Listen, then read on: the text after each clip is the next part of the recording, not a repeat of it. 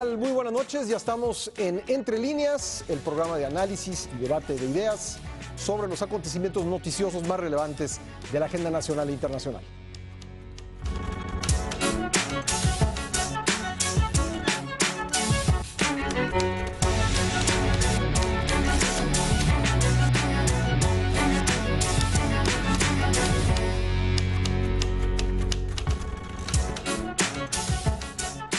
Una de las notas de la semana que termina fue la que dio a conocer el Consejo Nacional de Evaluación de la Política de Desarrollo Social, el Coneval, sobre la pobreza en México. De acuerdo con este consejo, la pobreza en el país disminuyó 3.5%. Las personas en situación de pobreza pasaron de 55.341.000 en 2014 a 53.418.000 en 2016. Esto en parte debido a la reducción de la inflación entre el primer año y 2015. Y a pesar de que se señala que parte de esta reducción se explica, como digo, por las bajas tasas de inflación, en 2017 la escalada del nivel inflacionario se espera que sea otra cosa. Además, está el dato de que la pobreza aumentó en estados como Chiapas, Campeche, Oaxaca, Tabasco y Veracruz. Es el tema de esta noche en Entre Líneas y para discutirlo me acompañan en esta mesa Fabiola Guarneros. Fabi, ¿cómo estás? ¿Qué tal, Pascal? Buenas noches. Martín Espinosa. Martín. Pascal, a todos, buenas noches. José Buendía, bienvenido. Pascal, buenas noches a todos. Rodrigo Pacheco. Pascal, buenas noches. Pues Rodrigo, comenzamos contigo. ¿Cómo viste los datos? ¿Cómo viste además estos datos frente a los que acababa de dar a conocer INEGI de su encuesta de ingresos y gasto de los hogares? Pues creo, Pascal, que por lo menos ya se pusieron de acuerdo porque te acuerdas, justo el año pasado había una discrepancia en los datos y ahora revisando la encuesta de ingresos de los hogares junto con los del Coneval van coincidiendo los datos, es decir, va coincidiendo cómo se han comportado en estos factores y sobre todo llama la atención pues algunos estados que sorprenden por la reducción que tuvieron significativa de la pobreza, considerando sobre todo el horizonte 2010-2016, algo hicieron, ¿no? Porque más allá de la administración desde el gobierno federal, pues a nivel de los estados las cosas también pesan y ahí algo ocurrió, por ejemplo, en Durango, que a mí me llamó mucho la atención, que entre 2010 y 2016 una reducción de la pobreza de 15% y otros, como el Estado de México, que por condiciones demográficas, pues tuvo un aumento también en ese periodo significativo de la pobreza. José, buen día. Bueno, yo lo primero que hay que decir es que es una buena noticia. No todos los días traemos buenas noticias. Qué bueno que las cifras que ofreció primero INEGI sobre ingreso y luego Coneval hablan de una reducción de la pobreza y sobre todo también de la pobreza extrema. Ahora, una vez dicho esto, sí tendríamos que comenzar a ponderar, digamos, el peso de la noticia y la trascendencia que tiene. Y creo que hay dos preguntas que me parecen claves frente a los datos y es si realmente podemos hablar de una dirección de reducción de la pobreza como uno de los problemas más graves que históricamente ha enfrentado este país y que se ha agudizado en los últimos 30 años. Y la segunda pregunta me parece que es ¿y dónde se está reduciendo y dónde no se está reduciendo? Lo tocabas tú hace un momento, hay estados, Durango pues es espectacular, un 15%, un estado que además no acabas de percibir dónde estuvieron quizás las buenas prácticas o las transformaciones incluso a nivel estatal para lograr esa reducción. Pero al mismo tiempo, junto con a la hora, digamos, de ponderar, habría que dejar sobre la mesa dos cosas. Una es, seguimos teniendo un número de pobres altísimo, ¿no? 53 millones sigue siendo una cantidad brutal. El número de los que se movieron sigue siendo relativo, es una cantidad, digamos... 1.2 millones que se redujeron. Es una cantidad todavía... digamos, limitada y en función, pues por supuesto, del insuficiente crecimiento y de la inflación, lo decías tú en la introducción, ¿no, Pascal? Que en buena medida se explica, por lo menos a nivel de promedio nacional por la inflación. Pero realmente podemos pensar que esto pueda ser una tendencia. Fabi, creo que, como dice Pepe, una buena noticia, pero que se recibe con un grado de escepticismo. Sí, y No sé por qué me lo preguntas a mí, no me lees el pensamiento. Porque sí, o sea, yo digo, es una muy buena noticia, hay 1.92 millones de pobres menos, sí, pero hay que recalcar que esto se da no porque hayamos generado las condiciones para el bienestar de esas personas, sino porque precisamente si no hubiera estos apoyos sociales, becas, subsidios, programas, esa gente estaría sumida en la pobreza. Es decir, la tercera parte de los ingresos que reciben esas personas, tercera parte, viene de las becas, de los programas sociales, de limosnas y de obras de beneficencia. Ese es un gran problema. El otro problema que yo veo es que sí, hemos, vía estos programas sociales, ayudado a la gente más vulnerable y esa es una gran noticia. Pero por otro lado, la clase media, la que está empujando, está en riesgo de volverse pobre. Y aquí está un dato que está perdido en esas cifras, que el periódico Excelsior lo supuso rescatar muy bien, porque hay 41.4 millones de mexicanos que corremos, incluyo, el riesgo de pasarnos a la pobreza. Puede ser desde que pierdas el ingreso, pérdida de empleo, hemos visto que hay situaciones donde han cerrado, o que pierdas un programa, uno de los programas o subsidios, y te pasas a la pobreza. Martín. Yo creo que este tema de la pobreza es uno de esos temas que se me figura mucho el aparato que utilizan los optometristas para medirte la deficiencia visual que traigas, ya sea problemas para ver de lejos o problemas para ver de cerca. ¿Por qué? Porque, como dice el dicho, todo depende del cristal con que miremos el asunto. Yo puedo tomar estas cifras, compararlas con las de los últimos 10 años y decir la tendencia es que la pobreza va disminuyendo. Yo pregunto, ¿en 2 años le servirá al país que el número de pobres extremos se haya reducido en casi 3.5%? ¿Realmente es lo correcto? ¿Estamos bien? ¿Vamos por el buen camino? Como decía Pepe, que lo cuestionaba. Yo creo que depende de cómo usemos las cifras, de cómo usemos los datos, es como podemos utilizarlo para decir que está funcionando tal proyecto o que está funcionando tal modelo económico, o también para decir, señores, dejemos este camino porque reducir en 2 años 3.5 a mí, la verdad, no me deja satisfecho. Nos tardaríamos 50 años. No, hombre, y eso porque todavía falta la inercia de la inflación que se suscitó en 2017 y que no aparece en este estudio, que es hasta el último cuatrimestre de 2016. De tal manera que para mí, para mí se me hace ocioso salir a decir, ya ven cómo sí, somos muy fregones, ya estamos disminuyendo el número de pobres. Yo iría más por el punto de vista de Fabiola, en el sentido de que no hay condiciones para que millones de mexicanos salgan de la pobreza, no en un año o en una medición de un semestre, no, sino permanentemente. ¿Quién nos asegura que la gente que hoy abandonó la pobreza en esta última medición de Coneval va a volver a caer, y no solo la que salió, sino todavía más gente podría llegar a engrosar las cifras de la pobreza en México, porque además el mecanismo es muy complejo, porque la pobreza no solo es pobreza en general, la miden como pobreza alimentaria, pobreza laboral, pobreza de patrimonio. O sea, digo, si a esas vamos, pues entonces yo soy muy pobre en el tema alimentario, pero soy muy rico en el tema, no sé, de pobreza laboral, aunque me paguen 3 pesos en mi trabajo. ¿Sí me explico? Es demasiado complejo para el ciudadano la forma en que se mide la pobreza bajo estos parámetros que nos presenta, por ejemplo, este consejo. Ahí quisiera agregar un poco para abonar a lo que dice Martín. Por ejemplo, según derivado de las propias cifras que presentó el INEGI, el cálculo que se hizo es que una persona pobre sobrevive con 25 pesos al día. Sobrevive, no vive, ¿no?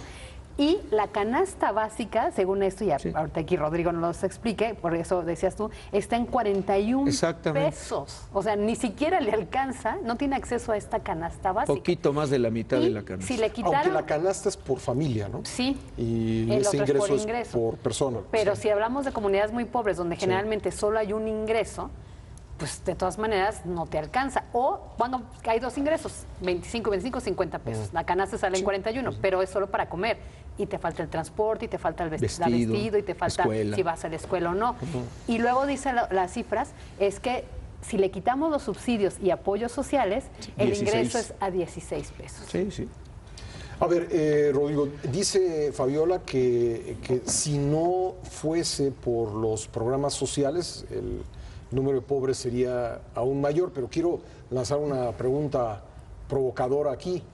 ¿No será que los programas sociales son los que mantienen pobres a muchos millones de mexicanos y que si algunos están saliendo de la pobreza no tiene que ver con estos programas, sino más bien con condiciones económicas que se han generado en diferentes partes del país? Me gustaría conocer tu punto de vista y luego argumento un poco por qué hago la pregunta. No, y me parece un gran punto porque creo que estas cifras y las estadísticas nos permiten tener un diagnóstico de cómo ha funcionado la política social, es decir, desde solidaridad hay una transferencia de recursos asistencialistas. $1 billón de pesos. Un billón de pesos, es decir, hay países que con eso surgen, digamos, como plan de rescate de un país a otro, pero sin embargo vemos que el número es persistente y coincido.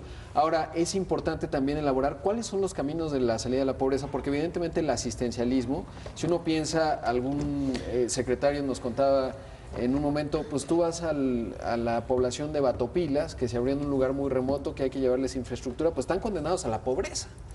Y claro, si no reciben esos programas de asistencia social, pues van a pasarla muy mal. O sea, son personas que viven en esa pequeña raya en donde 5 o 10 pesos son la diferencia entre cenar o comer incluso y no comer. Y entonces, ¿cómo se diseña? Una de las correlaciones que he detectado, que correlación no es causalidad, pero es interesante observarlo, es dos asuntos. Informalidad, por un lado, pero sobre todo educación. Comparando las cifras de pobreza con respecto a rezago educativo, hay una correlación tal cual, simétrica. Nuevo León, por ejemplo, que sus ingresos por hogar son 88% superiores a la media nacional, tiene una pobreza de 34%. No, de 14% es la pobreza, una informalidad de 34%.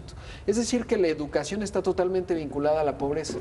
En tanto no haya educación, no se va a resolver en cuestión de décadas. Si aumentara el gasto público porque el remanente del Banco de México o porque de alguna manera encontramos la abundancia en los recursos naturales de alguna suerte, pues puede ser que reduciríamos la pobreza porque les transferimos más recursos. Pero eso no quiere decir que estamos diseñando el ecosistema para que de manera sostenida esto cambie. En pocas palabras, tú no puedes combatir la pobreza metiéndole dinero para que coma la gente o que tenga piso de concreto en lugar de tierra, ¿verdad? Cemento en lugar de tierra, porque eso es, paliar el problema inmediato, pero esa gente pues toda la vida la vas a tener que seguir subsidiando porque no creaste condiciones necesarias para que esas personas, esas familias puedan tener acceso a educación, puedan tener acceso a formación que les permita tener mejores oportunidades de desarrollo personal y profesional. En el periódico Excelsior hicimos un trabajo, ya tiene algunos años, donde mostrábamos que personas que estuvieron en el programa de solidaridad habían tenido hijos, que esos hijos habían estado en Progresa y luego Oportunidades, y ahora esos han tenido también a su vez hijos, nietos de los primeros, y ahora están en Prospera. Es decir, estos programas no están rompiendo el círculo de la porque pobreza. no están hechos para eso. Yo tengo ahí algunos matices que poner. Me parece que, un país que desde hace 30 años tiene una pérdida de poder adquisitivo, que en los últimos años el PIB per cápita, simplemente por la devaluación, se te ha caído cerca de 21%, que tiene 53 millones de pobres, es ineludible que tengas políticas sociales para atender la pobreza y yo estoy de acuerdo contigo. A los que están sobre todo en extrema pobreza. ¿Dónde estaría para mí más bien el cuestionamiento?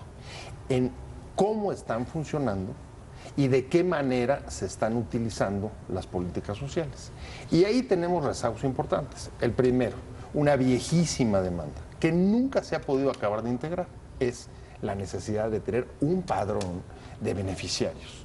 ¿Y quién y por qué? Y además que sea público, que lo conozcamos todos. Incluso algunos empresarios, me parece que Coparmex trae, por ejemplo, ahora la iniciativa de crear una cédula que te permita tener las características, el nombre y la afiliación de los que estén dentro del programa. Segunda, ¿cuántos programas sociales hay? entiendo que hay 5,500. ¿Y quién los evalúa? ¿Quién evalúa el funcionamiento de esos programas? ¿Cuál es la temporalidad de esos programas? Porque hacerlos para cubrir a un gran sector de la población durante un tiempo ilimitado, pues realmente reduce las posibilidades de lograr un objetivo muy preciso, ¿no? Y los estados, muchos estados han fracasado en la aplicación de programas sociales de subsidio en apoyo a la población más necesitada, al grado de que hay entidades que prácticamente son opacas a la hora de informar sobre la cantidad de recursos que reciben en materia de programas sociales. Aquí había una propaganda en la Ciudad de México hace un par de años, o a lo mejor un poco más, pero decía: en la Ciudad de México, 6 de cada 10 personas están en un programa social. ¿Eso es bueno o es malo? Fabi. Yo quiero decir al respecto que estos programas sociales, ahorita que mencionaba Rodrigo, el tema de solidaridad, pues sí, o sea, Sedesol empezó atendiendo a 300,000 familias rurales en el 97, ¿no? Después, 7 años después, empezó a apoyar a 2.5 millones de familias y en el 2017 beneficia a 6.7 millones con recursos millonarios. Ahora, ¿cuál es el punto? El punto es que también fomentar la pobreza es un negocio para el gobierno y para los partidos políticos. Porque quienes diseñan estos programas sociales, quienes asignan o no el presupuesto, son los partidos políticos desde el Congreso. Finalmente, el gobierno propone, en el Congreso se dice quién sí, a quién no, por dónde, cuánto más educación, cuánto los programas sociales, si se recorta o no, cuánto nos damos a partidos políticos, porque finalmente lucrar con la pobreza es el negocio de los partidos. Lo que hablábamos, las cuotas. Ese es un punto central. En los estados, lo comentaba Martín, en los estados, las secretarías, las oficinas de desarrollo social operan sin protocolos. O sea, ya no solamente quién los evalúa, sino a partir de cuáles criterios los evaluarías, porque en muchos de los casos no existen. No sabes cómo asignan los recursos. Se meten cómo, a quién, cuál es el público. O son, por ejemplo, las tarjetas. Bueno, ve Veracruz con Javier Duarte. O las tarjetas rosas que prometían en el Estado de México. Eso es política social. Tenemos que hacer una pausa. Vamos a regresar enseguida con esta discusión. Estamos hablando sobre las cifras del combate a la pobreza que se dieron a conocer esta semana que termina. Ya volvemos.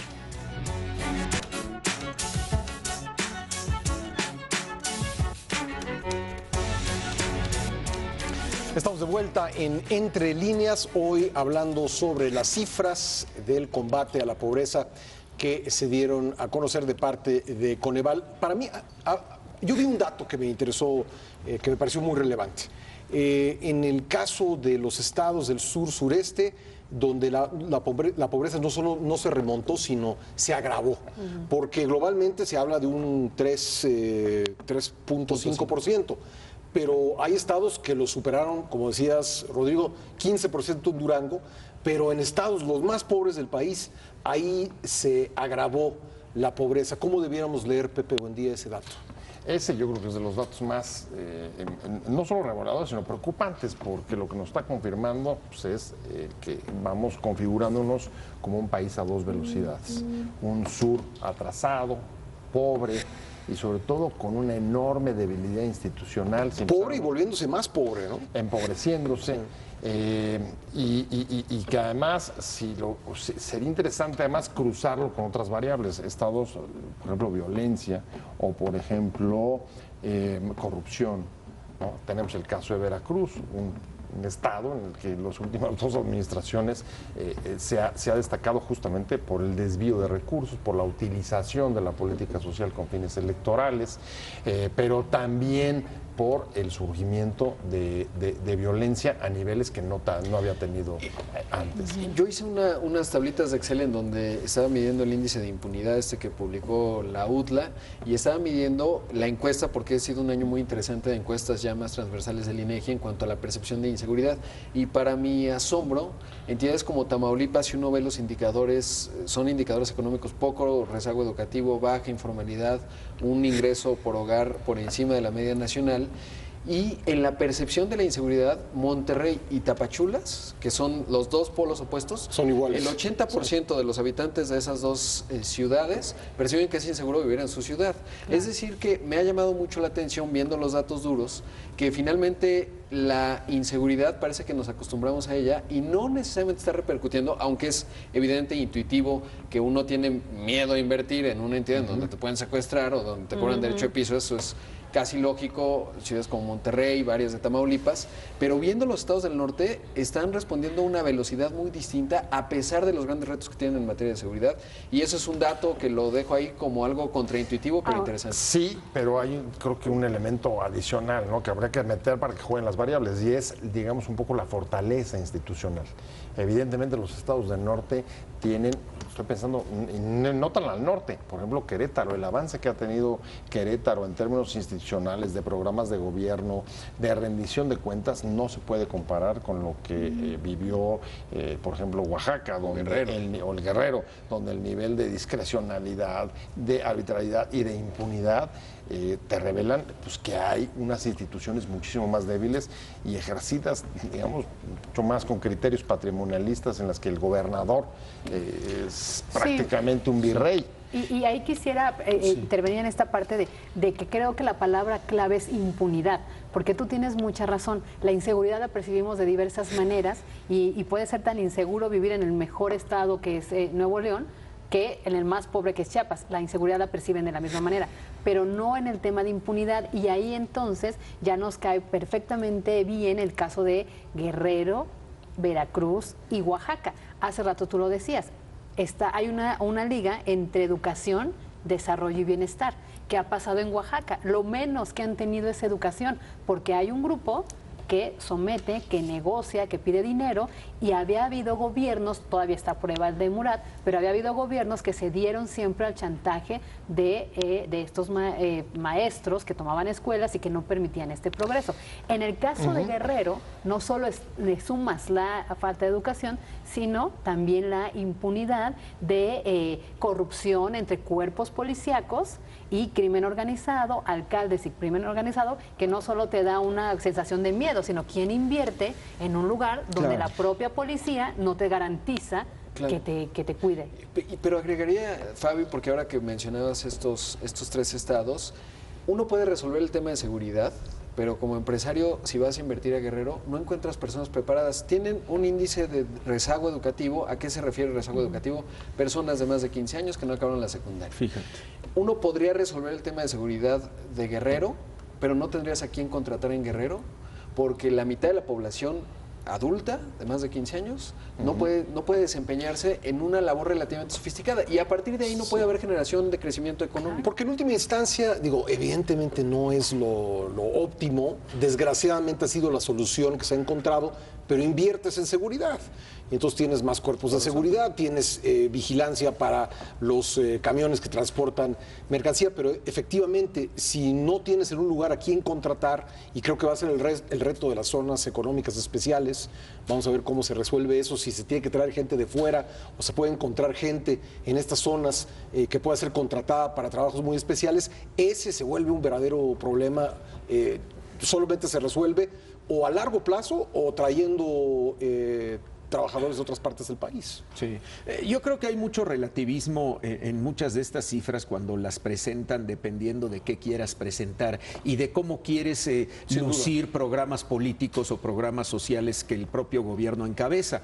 Yo creo que, haciendo a un lado el relativismo, si tú contrastas las cifras de pobreza con el tema educativo, como bien decía Rodrigo, o con temas de salud, o con temas de alimentación, o con temas de agricultura, yo creo que salimos muy mal parados en ese contexto. Incluso el hecho de que tú digas, en un país de más de 120 millones de habitantes, que el tercio de tu población esté en pobreza, o sea, es para darle vergüenza a cualquiera, aunque digas que en los últimos 2 años redujiste en 2% el número de pobres o en 2 millones. O sea, es muy relativo, depende cómo lo veas y depende para qué quieras. Insisto, y debiera alarmarte que tienes 41 millones de personas en riesgo de pasarse a las filas de los pobres. Ahora, y agregaría, a propósito de lo que dice Martín, algo que también mencionaba Pepe, porque estoy hablando mucho del énfasis que hay que poner en educación, pero si uno no come, o si uno no tiene un techo, si no tiene piso de tierra, pues no puedes educarte. Es decir, si no comes... O puedes, pero te cuesta muchísimo más trabajo y cognitivamente te va a costar porque tu cerebro de verdad no tiene las capacidades si tienes una alimentación subóptima en términos de calorías y proteínas. Y entonces ahí se vuelve necesario, inevitable, cuando uno va con los tomadores de decisiones, no pueden suspender de un día para otro estos problemas sociales porque se genera un problema humanitario, como ya lo hay, pero todavía más grave. No, yo creo que aquí la clave, evidentemente, no se puede estar en contra de los subsidios. Es decir, una persona... No, es un principio humanista de gobierno, por ¿no? supuesto. Me parece correcto. La cosa es que estos programas de subsidios tienen que ser dirigidos a quien realmente lo necesita, por el tiempo que lo necesita, con el propósito concreto de lograr una mejoría en determinado terreno y no hacer pues una cobija que cubre a toda una región del país sin saber específicamente si las personas lo requieren o no. Sabemos muy bien, creo que ha sido público, que hay beneficiarios de programas sociales que para no perder el programa, pues o prefieren no buscarse un ingreso o si lo tienen, esconderlo, ¿no? Ahora, bueno, a ver, eso maniata. Eso desde, digamos, esos pueden ser vicios que se creen en la gente que está recibiéndolo, no tengo la menor duda, pero creo que la parte más fuerte, más bien, tiene que ver con que tendremos que preguntarnos y poder hacer una evaluación real de el monto de los recursos que estamos destinando a la política social está ofreciendo el nivel de resultado óptimo. Incluso ¿Pero a veces, es el monto o es la forma? Yo tengo la impresión de que es más la forma. Es que ha sido $1 billón de pesos. Por eso, $1 billón de pesos. Es que son las dos, porque si tú estás utilizando, por ejemplo, esos montos con fines clientelares para construir bases que te acompañen por eso, luego eso es al voto, esa forma se refleja a lo mejor en un dispendio enorme que podrías ahorrar. ¿No? Tanto ganas, digamos, ahorrando para reducir, por ejemplo, sin afectar la cobertura o los objetivos que estás logrando. ¿Y qué ganarías al mismo tiempo? Bueno, pues que incluso esa parte de ahorros podrás destinarlos a una de las grandes también carencias que perpetúan la pobreza, como es, por ejemplo, y ahí nos hemos caído, la inversión en infraestructura. ¿Qué pasa con los estados del norte? Además de tener gente, a lo mejor con niveles de educación mayores y mejor capacitados, también tienes, digamos, muchas mejores infraestructuras carreteras. Claro. Y hay otra discusión, Pascal, que abona a lo que estamos planteando, y es la profesionalización, por ejemplo, de Sede Sol. Es decir, uno ve cómo van cambiando los titulares de Sede Sol, cuando hemos visto que instituciones que forman realmente cuadros que persisten más allá de los líderes políticos que van arribando, Secretaría de Hacienda y Banco de México. De ahí en fuera es complicado encontrar a un funcionario de carrera que está en la mejora permanente bajo criterios. Y pienso en las empresas cuando hacen esfuerzos filantrópicos. Se mide, hay un indicador que aquí nunca lo he escuchado, y es por cada dólar o por cada peso que pones, cuánto se gasta en la administración de la dispersión de ese recurso y cuánto realmente llega para el objetivo que planteaste. Porque si no lo mides, pues no lo puedes corregir. Claro. Y entonces si del billón de pesos, pues en realidad permeó al objetivo del programa, ya sea alimentar o el que haya sido 20%. el 30,000 millones o 50,000 millones. No, evidentemente mucho se va en la burocracia, mucho Ahora, se va a la administración. Gracias, Rodrigo, porque me pones el balón en la cancha. A tirar. Lo acabas de decir, es muy bien. Vamos a ver cómo funciona la Secretaría de Desarrollo Social. Y ha funcionado históricamente, o desde que se creó, como el punto donde se preparaba al futuro presidente, sea del partido que fuera.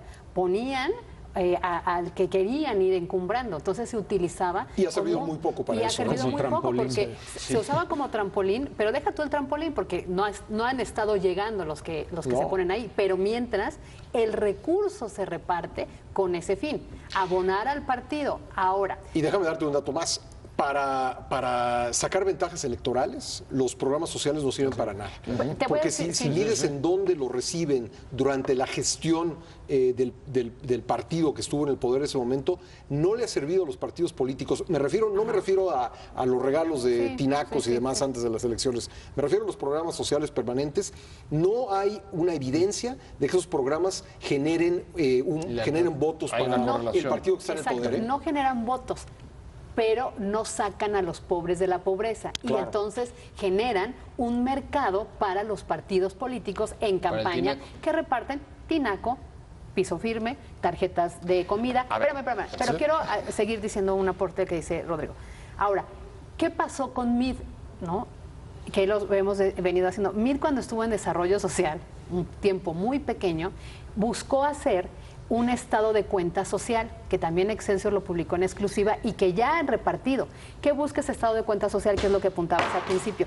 Busca que haya cada persona beneficiaria de un programa social lo reciba ya en el estado de cuenta y te diga, Rodrigo Pacheco, tú estás recibiendo el de beca de jóvenes, porque tienes un hijo que está en la secundaria. Estás recibiendo el de opciones productivas, porque ya me demostraste que sí tienes una empresa. Y estás recibiendo el de liconza por la leche, ¿no? Ya está funcionando, ya repartieron por lo menos los primeros 4 millones de estados de cuenta. Eso fue un gran paso de MID. Pero MID, por eso dijiste, me pusiste el balón, MID es un secretario de Hacienda con una visión que está viendo por dónde se puede ver, dónde se reparten los programas, si están siendo eficientes o no, y si esta familia, con lo que dice Pascal, ha logrado salir de la pobreza, ¿no? Ahora, hay un elemento que difícilmente ninguna política social va a poder sustituir para sacar gente de la pobreza y para lograr un mayor desarrollo humano, y es el salario.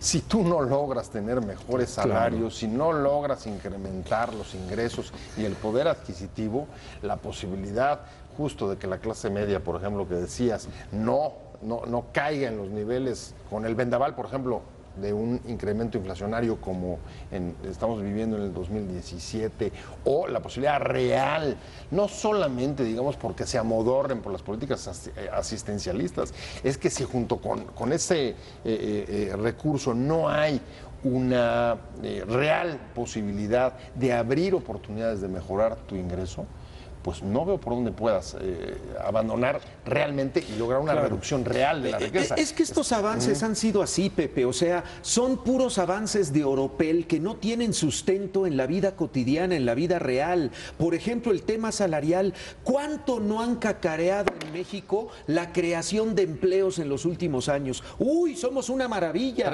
Campeones en el empleo. ¿Y de qué sirve que seamos campeones en la generación de empleo si les pagamos 3 pesos a los trabajadores que estamos contratando, que ahora presumimos de que ya cada vez son más los que están contratados? Pues esto es artificial, o sea, no tiene sustento. Y volvemos a lo mismo, el tema de la reducción en la pobreza, estaba viendo declaraciones del secretario ejecutivo del Coneval, González Licona, que decía, gran parte del aporte que ha tenido la baja inflación de los últimos 2 años es que gracias a eso se ha podido reducir el número de pobres por la baja inflación. ¡Qué bueno! Eso hay que reconocérselo a la política económica. Ha dado resultados la política económica en cuanto a contención de inflación. Pero ¿qué pasó a partir de 2017 que se nos empezó a disparar? No a niveles alarmantes. Yo no estoy diciendo que las cosas hayan subido como subían en los años 80. No, pero es importante. Pero al momento en que la inflación te empieza a rebasar, entonces vuelves otra vez a tener esas presiones en el tema de la pobreza de la gente. Creo que lo decía Pascal el viernes, el secretario de Hacienda, la estabilidad macroeconómica no tendría que ser un fin en sí mismo. Es decir, el fin tendría que ser la inclusión, el fin tendría que ser sacar personas de la pobreza, pero claro, sin estabilidad tampoco vas a llegar muy lejos. Ahora, un punto que me gustaría agregar a propósito de los datos que dio a conocer la ENIGO, esta encuesta de ingresos de los hogares, es que si lo vemos por decil, pensando que el decil 1 es el más pobre, que tiene un ingreso promedio de 6,820 pesos, y el décimo decil, que es el más rico, estamos hablando de un hogar de 160,820 pesos promedio, pues resulta, revisando de 2008 a 2016, prácticamente todos los deciles se redujeron. Es decir, la clase media, que está en el decil 10 y el 9, se redujo entre 2008 y 2016 7.6% el ingreso, y 12% en el decil 9. Y no estamos hablando de un ingreso por hogar de 67,000 pesos, tampoco es tan bollante, y estamos hablando del promedio porque hay que ver cuáles son los umbrales de entrada y dónde está la salida superior.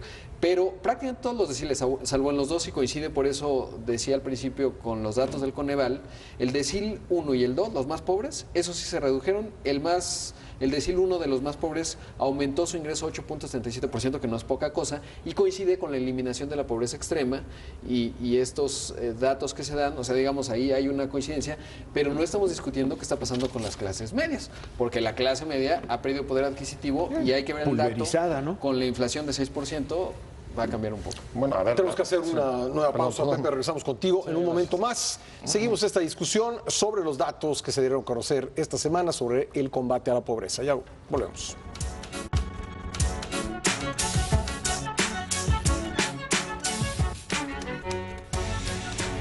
Ya estamos de vuelta en Entre Líneas. Pepe, buen día. Yo creo que es ilustrativo, incluso lo platicamos ahorita en el corte, de los deciles, de los 10 deciles que marcan la encuesta de ingreso, que 8 hayan visto reducidos sus ingresos, nos hablan de que independientemente de los 2 más abajo hayas logrado, digamos, reducir o reflejar estas mediciones, estas cifras de reducción de pobreza, te hablan justo de la fragilidad enorme, lo decía Fabi hace un momento respecto a la clase media, de la fragilidad enorme que casi cualquier factor te puede mover. Tienes factores todavía este año como la inflación. ¿Cómo va a pegar la inflación en esos números? Tienes el factor de la devaluación y el ingreso per cápita. El ingreso per cápita respecto de la devaluación es impresionante lo que ha caído.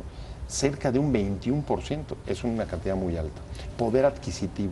En fin, creo que estos datos, sobre todo, se ponen en la mesa con un objetivo, uno, y es no caer en triunfalismos, ni en celebrar cifras, que más bien lo que nos tienen que llamar es a seguir revisando lo que de la política social no está funcionando y, sobre todo, los límites de la propia política social si no incorporamos una variable como el salario. Yo creo que lo primero, me parece que sí se tomó con cuidado el anuncio, pero de lo segundo, de si está funcionando la política social, me parece que no nos estamos haciendo esa pregunta, no es un tema de discusión, si realmente lo que está dando resultado, lo planteábamos al principio, desde la primera participación de Fabiola, es si esta reducción es producto de los programas sociales o es producto de dinámicas económicas en las zonas del país donde hay más crecimiento. Sí. Y agregaría un eje que es importante destacarlo, y es que viendo las cifras en cuanto a ingresos urbanos y no urbanos, es decir, poblaciones de menos de 2.500 habitantes, resulta que ahí sí somos homogéneos. Somos consistentemente pobres en todos los estados, incluyendo Nuevo León, los que viven en el campo. Y entonces algo que no está funcionando dentro de los sectores, hay una parte muy próspera en el norte. Y sin embargo el campo ha ganado como nunca. Como nunca. Gracias al Tratado de Libre Comercio. Exactamente. ¿No? Y si uno ve las exportaciones, hay un sector agrícola realmente competitivo, clase mundial. Platicaba recientemente con una compañía de agronegocios. Decían, producen sin transgénicos en Sinaloa, más o menos lo mismo que en Kansas, ¿no? Con transgénicos. Pero hay una parte que está totalmente dislocada y tiene que ver con el eje del campo. Porque si uno ya ve, digamos, por dónde le entra el asunto y cómo lo resuelve, pues sí hay consistencia en el campo. Entonces, una forma de resolver y generar riqueza, una es la educación, claro, pero otra, atacarlo como un eje de actividad económica que creo que podría dar un resultado interesante. Ahora, y a lo mejor también una conclusión de estos datos es que hay que urbanizar más, porque ¿cuánta gente se necesita para producir en el campo, para darle bienestar? Claro. Y probablemente las posibilidades de mayor ingreso de muchos mexicanos que actualmente viven en el campo, pues estén más en las ciudades que en el propio campo.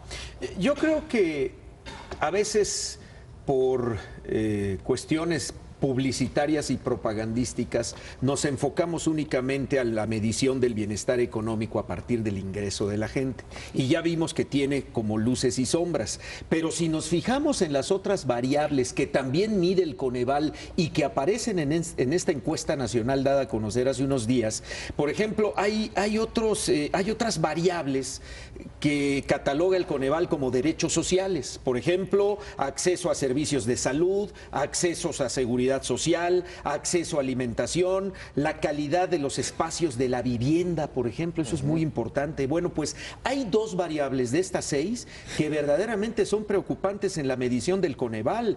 En primer lugar, se mantiene la carencia entre la población de acceso a los servicios de seguridad social. Es el acceso a la seguridad social ahorita, la carencia a ella se mantiene como la más alta en porcentaje en las últimas décadas en el país. Y el otro tema es la calidad y los espacios de la vivienda en México. Yo creo que son 2 asuntos que también van muy ligados al tema de la pobreza, porque la pobreza no nada más es no tener para comer o no tener para ir a la escuela. El tema de espacio social, el tema de espacios de salud y el tema de vivienda creo que también es un gran problema en México. Yo creo que es un tema central. Es un tema central porque otra de las preguntas que habría que hacer a la política social es hasta dónde y cómo sostenerla. Y lo estoy pensando en términos de lo que acaba de decir Martín en su intervención, y es en términos, por ejemplo, de acceso a seguridad social, tenemos problemas gravísimos hacia adelante, como el tema de las pensiones. ¿De qué manera habrá que conciliar un tema como el de las pensiones con la forma como ha venido operando la política social? ¿Qué cambios hay que realizar?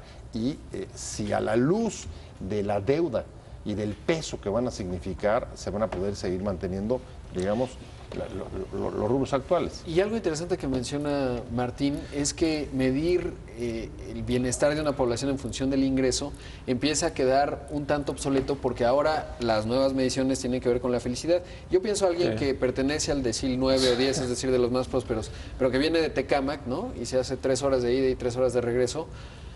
Pues puede, en el ingreso, en lo que registra, cuando vienen los del INEGI y le preguntan, oiga, ¿cómo está? Pues bien, ¿no? Nada más que uno es pobre en tiempo y se la pasa muy mal, ¿no? Y eso también abona a la descomposición social. Es decir, es interesante también el planteamiento de cómo hay que medir lo que hay que medir en términos de ingreso, que es importante, pero también hay que empezar a tener otro panorama distinto. La salud es otro. La salud. Mira, por ejemplo, en este punto que toca Martín de la seguridad social, sí es muy importante que esta vez se haya incluido en las mediciones de Coneval, porque efectivamente los más pobres, los más vulnerables, no tienen seguridad social. ¿Por qué? Porque no hay una generación de empleo, porque no están en las listas del IMSS, no aparecen ni en generación de empleo ni ser derechohabientes, tampoco están en el ISSSTE. Es decir, si no hay un ingreso formal, pues no tienes derecho a la asistencia de médicos o al tema de las pensiones, ¿no? Y en el punto de cómo se distribuye el ingreso, pues por eso se hace el círculo vicioso. Si yo no tengo un buen empleo que me dé derecho a esta seguridad social, pues tengo que irme a la informalidad si bien me va, o tengo que irme a programas sociales para que tenga entonces seguro popular. Y de los que sí tienen el ingreso, volvemos a lo mismo, el transporte es el segundo gasto que hace un ciudadano mexicano. El primero es alimento, bebidas y tabaco, que se me hace bueno. El segundo es el transporte y hasta el tercer lugar está la educación. Y en el último, la salud. Totalmente. Entonces, por eso es un círculo vicioso de una sociedad que no invierte en lo que debiera, que es alimentación, educación, salud.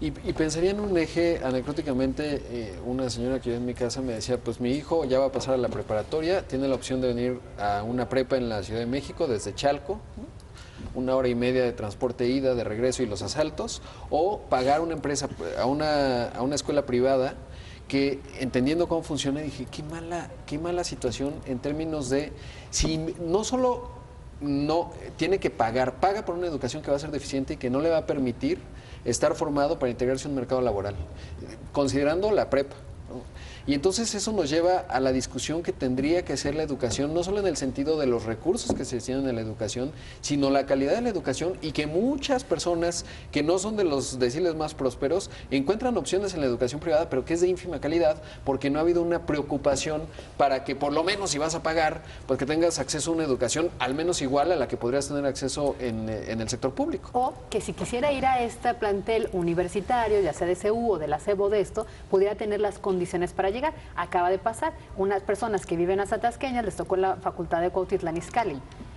Llegaba a las 11:30 de la noche en el transporte público con la inseguridad, con todo esto. Optaron por ir a una escuela que quién sabe si garantice la mejor calidad, en lugar de pertenecer a la UNAM con toda la infraestructura. Ahora, esas familias tienen esta posibilidad. Hay familias, y lo hemos publicado en Excelsior, de la pobreza urbana, la que está aquí, donde una señora trabaja en una panadería por 80 pesos, tiene 3 hijos y solo uno puede llevar los útiles a la escuela, los demás no. Sí, sí. No deja de llamar la atención que en medio de esta discusión, no sé, varios de los puntos se hayan proyectado, se estén proyectando en la propia renegociación del TLC. Llama la atención que ahí incluso se haya planteado el tema salarial, la necesidad de que haya un incremento de los salarios, porque si no el propio mercado interno, que ha dado buenos resultados, no jala. Y llama la atención también que... Ahora, no se planteó por justicia. No, bueno, por interés. Digamos que es una de las maneras para reducir el déficit, ¿no? Volver menos competitivo a México aumentando los salarios. Claro, el problema es que la respuesta tampoco ha sido, no puede ser contundente. Sí tenemos una pérdida de poder adquisitivo y tenemos de los salarios más bajos de América Latina. Y en ese sentido, digamos que la observación... El mínimo. Sí, la observación digamos que es pertinente. Tenemos que hacer un esfuerzo mucho mayor como país para generar y para elevar los salarios. Los últimos 30 años la respuesta ha sido no se puede mientras no alcancemos los niveles de crecimiento adecuados. Y de productividad. Sin embargo, ahí siempre parece que hay un margen que parece un hoyo negro que es difícil de medir, porque digamos que desde otro lado, las utilidades o el margen de utilidades de muchas empresas creo que podrían dar. Y ahí, en los últimos 3 años que se ha detonado esta discusión, yo he cambiado de punto de vista. Originalmente pensaba que era mala idea aumentar el salario porque sí, porque es necesario, porque teóricamente tendría que aumentar la productividad y luego aumentas los salarios. Pero después de esta amplia y extensa discusión que hemos tenido a nivel nacional, que fue detonado aquí en la Ciudad de México, he cambiado de opinión porque entiendo que hay un margen en el que podría subir el ingreso y que eso beneficia incluso al conjunto de las empresas porque aumentas la capacidad de gasto y el gasto impulsa la economía. Antes pensaba que podría ser inflacionario, el Banco de México todavía mantiene al interior cierta perspectiva de que es inflacionario porque su misión es ser guardián de la inflación, pero me parece que sí hay un espacio interesante en la discusión que hoy además yo creo que es el único país en el mundo, alguien cuando lo platicaba con un francés decía como la Coparmex impulsando el aumento del salario mínimo, eso no ocurre en ningún país del mundo. Sí ocurre en este porque claro, hemos llegado a tal nivel de rezago salarial que incluso para el sector privado o para una parte del sector privado amenaza, tiene sentido. La cifra de la encuesta de ingreso y gasto es terrible, ¿no? 21 veces menos gana el decil o ingresa el decil 1 trimestralmente en promedio por hogar que el decil 10, ¿no? O sea, es una distancia enorme, ¿no? ¿Qué traes? 500 y pico de pesos versus 25. Sí, ya si lo traduces a por persona, exactamente. Son 21 pesos. Y esto tiene que ver con el reflejo social que hoy vemos en la sociedad mexicana de las grandes diferencias que existen. O sea, ¿dónde se nota el éxito de una política económica de un país? Pues obvio, en su sociedad. ¿Y dónde se nota en la sociedad que están funcionando las políticas públicas en materia económica, en materia de promoción al empleo, etcétera, etcétera? ¿Dónde se ve? Más o menos en el nivel de vida que tiene la mayoría de la población. En México hay o sea, tenemos chipotes por todos lados y tú ves una masa muy alejada de un grupo privilegiado que tiene para muchas cosas con respecto de quienes son la mayoría y no tienen para casi nada. Cuando tú viajas en el metro, cuando tú vas en el transporte público, ahí lo notas. Cuando tú vas a los países con mayores niveles de desarrollo, los grandes ejecutivos van en el metro con sus portafolios en combinación con las amas de casa que van con los niños a la escuela o los jóvenes que están saliendo de la prepa y se suben al transporte público. En los países desarrollados tú lo puedes ver. O sea, la mayoría de la gente convive en ese tipo de transporte. Pero porque los niveles de desigualdad no están tan marcados como en sociedades como la nuestra, ¿no? Es que ir cerrando, Pepe. Es que ese es justo el objetivo de esta clase de mediciones, no solamente constatar qué tantos pobres o qué tanta desigualdad, sino qué tanto ¿Qué nos tendencia falta llevas? por avanzar Sí. en términos de desarrollo humano. Por eso las mediciones, digamos, multidimensionales que le llama Coneval, con todos esos factores para saber si estás creando oportunidades reales. Claro. Oportunidades reales para que tu población, o la población, los ciudadanos, vivan mejor. Y hay un factor, y Pascal, que es interesante ver cuál es la movilidad, porque si uno revisa la lista de las 500 empresas más prósperas de Estados Unidos, resulta que en los últimos 30 años han cambiado. Es decir, las que estaban hace 30 años ya no están hoy. ¿Por qué? Porque hay la capacidad de generar movilidad en términos del quehacer y la generación de riqueza. Si uno revisa países como el nuestro, países de América Latina o incluso Italia, pues resulta que llevan estacionadas las principales 10 empresas, por lo tanto familias en muchos casos, estacionadas hasta arriba. Y eso habla no porque sea malo que se acumule riqueza, qué bueno porque las empresas generan riqueza, sino porque no hay movilidad, es decir, son economías relativamente estamentadas que no permiten y no generan la posibilidad y la aspiración que define la ideología de una sociedad. Y me parece que eso será interesante ver cómo pintan estos datos, qué audiencias hay, ahora que tenemos este mapa, de cara al 2018. Pues yo creo que hay dos cosas importantes que hacer. Una es evaluar estos programas sociales. Ahorita ya empezaron por contarlos y cuántos reciben. Un buen paso. Falta evaluar la eficiencia, como tú lo ponías, Pascal. Pero además de eso, no solo evaluarlos para hacer mejores o menos, destinarles mayores recursos o menos recursos, si es distribuirlos en otros estados o disminuirlos o aumentarlos, sino para evitar que generen esta fábrica de pobres que son el lucro de los partidos políticos, que por eso requieren 6.800 millones de pesos para poder hacer campañas que requieren para el 2018. Ahora, por un lado, y por el otro, generar las condiciones ya como Estado también de seguridad, de abatir la impunidad, para que las empresas puedan llegar e invertir y sean los modelos se repliquen los modelos del centro del país y del norte del país. Si hay un estado donde me garantizan seguridad, donde no habrá impunidad, donde no hay corrupción en los trámites y donde además puedo llegar a invertir en una escuela para preparar a los futuros técnicos, puedo cerrar ese círculo de la pobreza. Y donde una alternancia en el gobierno no termina con planes y programas hechos con anterioridad. Creo que ahí uno de los ejemplos buenos ha sido Querétaro, que pese a haber tenido varias alternancias en los últimos años, en los últimos 20 años, ha habido una consistencia de los programas económicos que hasta donde alcanzamos a ver, y sin decir que Querétaro o cualquier otro estado es un lugar libre de problemas, pero más o menos ha venido dando resultados. Martín. Y yo nada más pondría sobre la mesa el asunto de nuestros jóvenes. Yo creo que hoy los jóvenes es cuando más tienen nublado el panorama para su futuro por una razón. Yo he escuchado a muchos jóvenes porque pues la actividad universitaria me permite platicar con jóvenes que están estudiando y tienen la oportunidad de cursar una carrera. ¿Cómo van a vivir en un futuro? Y yo les pregunto, ¿tú qué quieres hacer en el futuro? No, pues yo quiero tener dinero, quiero tener recursos para comprarme mi casa, para comprarme un vehículo. Y cuando les preguntas, ¿y crees que con el trabajo y la carrera que estás estudiando y el trabajo que vayas a tener en breve, en unos años más, lo podrás lograr? Y se quedan pensando y dicen no. No, porque no veo más allá de crisis, de situaciones difíciles. Ese es otro reflejo. Este es un problema serio, ¿eh? Sí, incluso podría entrar de repente hasta en una categoría de pobreza, la ausencia de opciones en el futuro que están viendo muchos jóvenes. O de empleo muy mal pagado. Sí. Exacto. Tenemos que irnos. Muchísimas gracias a nuestros panelistas por haber participado en esta discusión y sobre todo gracias a usted en casa por haber seguido nuestra transmisión. Soy Pascal Beltrán del Río. Hasta la próxima.